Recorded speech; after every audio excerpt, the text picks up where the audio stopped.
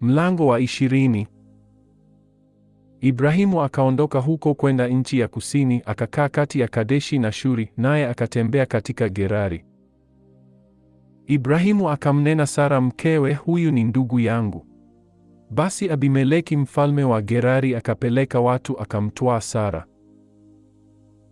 Lakini Mungu akamjia Abimeleki katika ndoto ya usiku, akamwambia, umekuwa mfu wewe kwa sababu ya mwanamke huyu uliyemtwaa, maana ni mkewe mtu. Basi Abimeleki alikuwa hakumkaribia, akasema, Bwana, je, utaua hata taifa lenye haki? Je, hakuniambia mwenyewe, huyu ni ndugu yangu? Na mwanamke mwenyewe naye alisema, huyu ni ndugu yangu. Kwa ukamilifu wa moyo wangu na kwa kuwa safi mikono yangu nimefanya hivi. Mungu akamwambia katika ndoto, nami nimejua ya kwamba kwa ukamilifu wa moyo wako umefanya hivi, ndipo nami nikakuzuia usinitendee dhambi, kwa hiyo sikukuacha umguse. Basi sasa umrudishe mwanamke kwa mtu huyo, maana yeye ni nabii, naye atakuombea upate kuishi. Bali usipomrudisha, fahamu ya kwamba kwa hakika utakufa wewe na watu wote ulio nao.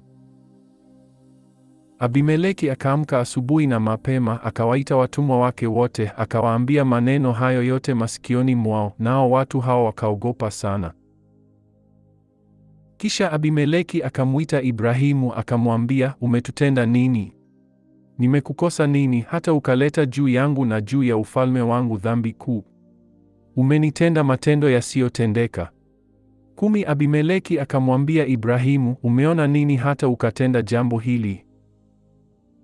Ibrahimu akasema, kwa sababu naliona yakini hapana hofu ya Mungu mahali hapa, nao wataniua kwa ajili ya mke wangu.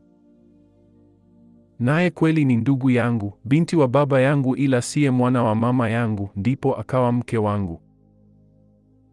Ikawa hapo Mungu aliponisafirisha kutoka nyumba ya baba yangu, nikamwambia, hii ndiyo fadhili yako utakayonifanyia. Kila mahali tuingiapo useme, huyu ni ndugu yangu. Basi Abimeleki akatwaa kondoo na ng'ombe na watumwa na wajakazi, akampa Ibrahimu, akamrudishia Sara mkewe. Abimeleki akasema, nchi yangu iko mbele yako, kaa upendapo. Naye akamwambia Sara, tazama, nimempa ndugu yako fedha 1000, itakuwa kifunika macho kwako mbele ya wote walio pamoja nawe, nawe utakuwa na haki mbele ya watu wote. Ibrahimu akamwomba Mungu, Mungu akamponya Abimeleki na mkewe na wajakazi wake, nao wakazaa wana. Maana Bwana alikuwa ameyafunga matumbo ya watu wa nyumbani mwa Abimeleki wasizae kwa ajili ya Sara mkewe Ibrahimu.